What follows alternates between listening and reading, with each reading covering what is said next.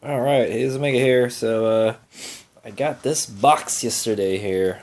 And this box from Cogent Dynamics. So here it is. So I decided to give the Cogent rebuilt shock another chance. So I had it rebuilt again.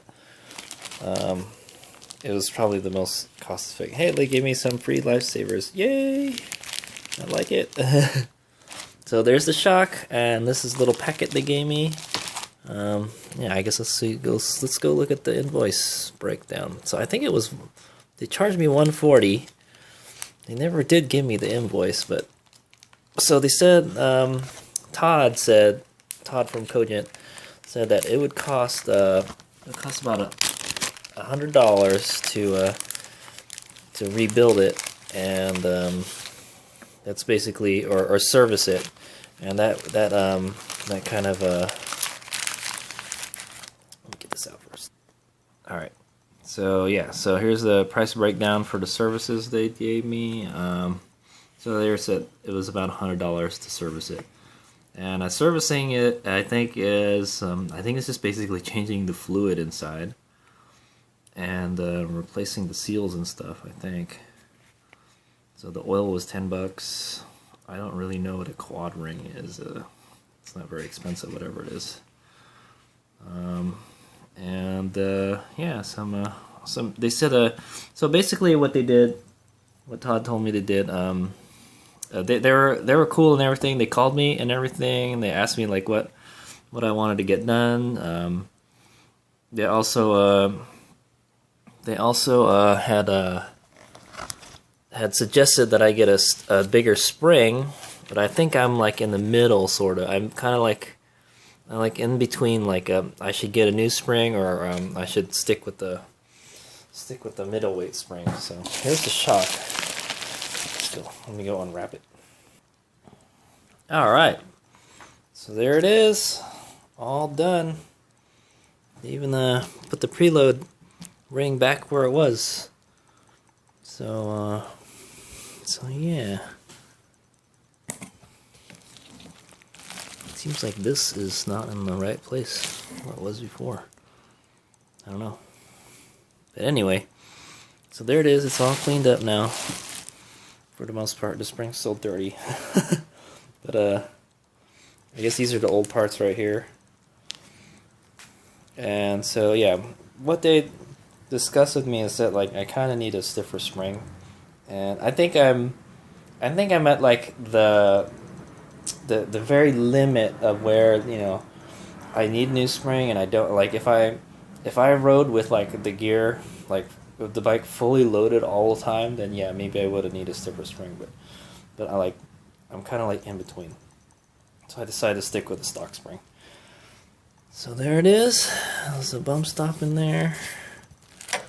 So basically they changed the oil, and what he'd said is that because of the way this shock is designed, the nitrogen in the reservoir, it contaminated the oil, and that's why it was like that, I think. So I guess we'll see. As we'll have to see for myself if that was the problem. So I'm just gonna go ahead and put this on the bike, and then we'll take it for a ride sometime. That, or I'll test it out in Baja. But I'll probably just take it to my local OHV park and then just try it out a little bit, and then I'll give my results. So I will be putting it on the higher spring setting.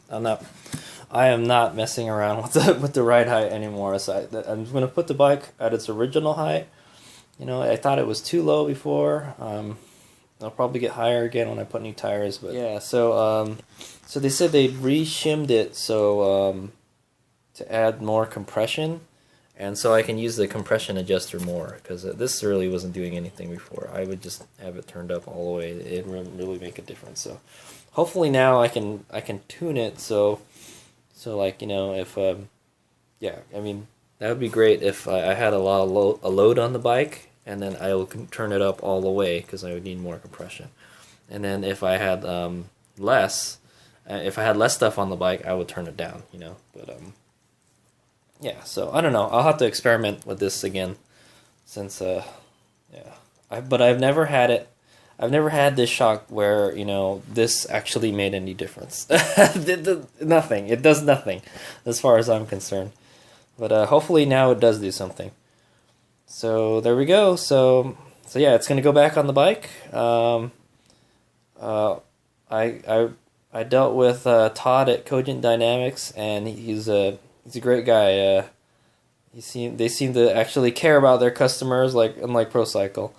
And he was very helpful, and he gave me some advice, some tips, and they were kind of just like, oh yeah, the only way we can improve this more is to put a new shock shaft in it, the one with the rebound adjustment, but that's like $300 more. I was like, oh okay, and then I was just like, I just felt bad, like I just wanted to get a whole new shock after that. It's like I don't really want to work with this thing anymore, and. So what he was saying is that the design of this shock is that that happens. I guess you have to have it rebuilt often if you want it to perform at its max performance, because like the nitrogen leaks into the oil and it contaminates it or something. It does something to the oil. So like I would say. I don't know. I'll probably have to get back with him and ask what his recommendation is on He said this shock was like 2 years old, so I guess they'd had it. I've had it for a little bit less than a year and a half, and so that means it must have been sitting on a shelf for like 6 months already. So I don't know. That's I don't know if that's enough to make it go bad. You know, just sitting around. But I did. I mean, I rode it 5,000 miles, and the bike disc did sit around for a while too, so maybe that's not good. But yeah, and then they replaced all these seals and stuff. There was nothing like I said, there's nothing wrong with the shock. Visibly, I could see that it wasn't leaking at all, and I mean, it seemed like the spring was doing its job. So I don't know. So I got to put it on the bike. I'm gonna load the bike up with like most of my gear, and I'm gonna sit on it, and then I'm gonna adjust the sag properly while I get the airbox out, because you can't do it without the airbox. And yeah, it's such a pain in the ass to adjust this. That's why they make a hydraulic one, where I guess you just twist some thingy and it spins the collar already. So yeah, we'll see. All right, Hades and Meg out. Alright, so yeah, I'll give a little plug for Cogent also. They sent me this nice little brochure here.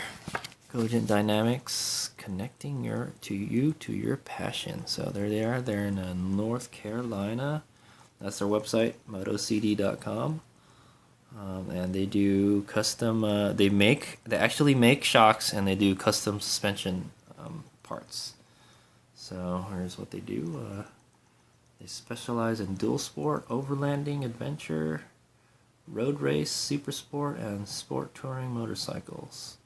They do rebuilds, suspension upgrades, rebuild standard components, engineered fork internals and modifications. High technology service includes a shock dyno, electronic suspension, vacuum filling, spring rating, and they do it all. Basically what that means. So here's their products.